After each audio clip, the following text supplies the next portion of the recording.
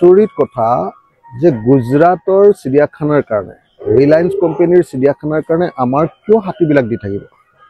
আমাৰতো হাতী বহুত বহা নাই আমাৰ জংগলটো কমাৰ কাৰণেহে হাতী বহা যেন লাগিছে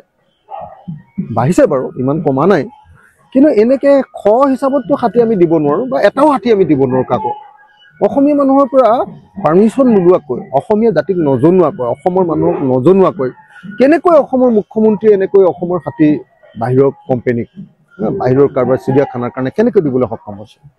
এইটো নহ'ব দেই অসমৰ মুখ্যমন্ত্ৰীক আমি দাবী উত্থাপন কৰিছোঁ যে অসমৰ পৰা হাতী দিয়াৰ কাৰবাৰটো বন্ধ কৰক আৰু এই কাৰবাৰটো চলি থাকিলে অসমীয়া মানুহে প্ৰতিবাদ সাব্যস্ত কৰিবই লাগিব এইটো কেতিয়াও মানি লোৱা নহ'ব অসমৰ মুখ্যমন্ত্ৰীক মই পোনপটীয়াকৈ আহ্বান জনাইছোঁ যাতে এইটো ব্যৱস্থা গ্ৰহণ কৰে জীৱন খননৰ অনুমোদন দিয়া হৈছে গুজৰাটৰ কোনোবা বাহনে মই নিউজটো দেখিলোঁ যে বাহনে আমাৰ ইয়াৰ পৰা হাতী নিবলৈ আহিছে চব বাহন চিজ কৰিব লাগে নহ'লে ঘূৰাই পঠিয়াব লাগে এখন বাহনতো এটা হাতী নুঠাবৰ কাৰণে আৰু যদি উঠাই অসমৰ সকলো জাতীয় সংগঠনে তাৰ বিৰুদ্ধে জঁপিয়াই পৰিবৰ কাৰণে জাতীয় সংগঠনবিলাকে এনেই গুৰু গাড়ীত হৈ থাকিলেতো নহ'ব ন হয়নে নহয় কওক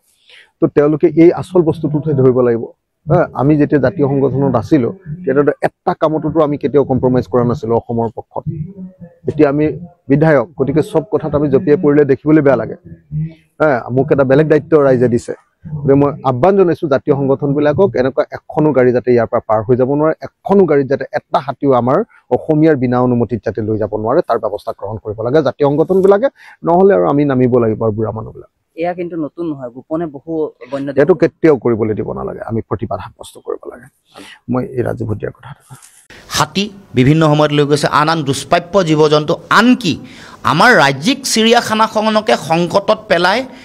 আম্বানীক তৈলমৰ্দন কৰিবৰ কাৰণে হিমন্ত বিশ্ব শৰ্মাই উঠি পৰি লাগিছে যাতে পত্নী আৰু পুত্ৰৰ সম্পত্তি বঢ়াব পাৰে পত্নীৰ নামত যাতে নতুন কোম্পানী গঢ়িব পাৰে এই কামটোৰ কাৰণে নিজৰ ব্যক্তিগত স্বাৰ্থ সিদ্ধিৰ কাৰণে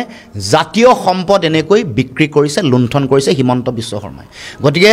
ইতিহাসত কেতিয়াও হিমন্ত বিশ্ব শৰ্মাক ৰাইজে জনতাই কেতিয়াও ক্ষমা নকৰে আমাৰ এইবোৰ সম্পদ আমাৰ হাতী আমাৰ নিজৰ সম্পদ আন আন যিবোৰ দুষ্প্ৰাপ্য যিবোৰ জীৱ জন্তু আছে এণ্ডেঞ্জাৰ যিবোৰ স্পেচিছ আছে এইবোৰ আকৌ জামনগৰৰ চিৰিয়াখানালৈ দিবলৈ ওলাইছে আম্বানীৰ গতিকে এইবোৰ জাতীয় সম্পদ লুণ্ঠন কৰিছে বিক্ৰী কৰিছে আৰু হিমন্ত বিশ্ব শৰ্মাৰ নিজৰ ব্যক্তিগত স্বাৰ্থৰ কাৰণে ৰিলায়েন্সৰ পৰা আমাৰ অসমৰ কোনো লাভ হোৱা নাই কি লাভ হৈছে কোনো ধৰণৰ তেনেকুৱা ইয়াত কোনো মানে বিনিয়োগো তেওঁলোকে কৰা নাই বিশেষ যি কৰিছে কেৱল মাত্ৰ লুণ্ঠনহে কৰিছে আদানীয়ে আমাৰ ৰাজহুৱা খণ্ডৰ উদ্যোগ আদানীৰ হাতত অৰ্পণ কৰিছে হাতী বিভিন্ন সময়ত লৈ গৈছে আন আন দুষ্প্ৰাপ্য জীৱ জন্তু আনকি আমাৰ ৰাজ্যিক চিৰিয়াখানাখনকে সংকটত পেলাই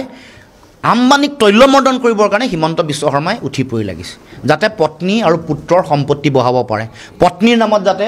নতুন কোম্পানী গঢ়িব পাৰে এই কামটোৰ কাৰণে নিজৰ ব্যক্তিগত স্বাৰ্থ সিদ্ধিৰ কাৰণে জাতীয় সম্পদ এনেকৈ বিক্ৰী কৰিছে লুণ্ঠন কৰিছে হিমন্ত বিশ্ব শৰ্মাই গতিকে ইতিহাসত কেতিয়াও হিমন্ত বিশ্ব শৰ্মাক ৰাইজে জনতাই কেতিয়াও ক্ষমা নকৰে আমাৰ এইবোৰ সম্পদ আমাৰ হাতী আমাৰ নিজৰ সম্পদ আন আন যিবোৰ দুষ্প্ৰাপ্য যিবোৰ জীৱ জন্তু আছে এণ্ডেঞ্জাৰ যিবোৰ স্পেচিছ আছে এইবোৰ আকৌ জামনগৰৰ চিৰিয়াখানালৈ দিবলৈ ওলাইছে আম্বানীৰ গতিকে এইবোৰ জাতীয় সম্পদ লুণ্ঠন কৰিছে বিক্ৰী কৰিছে আৰু হিমন্ত বিশ্ব শৰ্মাৰ নিজৰ ব্যক্তিগত স্বাৰ্থৰ কাৰণে ৰিলায়েন্সৰ পৰা আমাৰ অসমৰ কোনো লাভ হোৱা নাই কি লাভ হৈছে কোনো ধৰণৰ তেনেকুৱা ইয়াত কোনো মানে বিনিয়োগো তেওঁলোকে কৰা নাই বিশেষ যি কৰিছে কেৱল মাত্ৰ লুণ্ঠনহে কৰিছে আদানীয়ে আমাৰ ৰাজহুৱা খণ্ডৰ উদ্যোগ আদানীৰ হাতত অৰ্পণ কৰিছে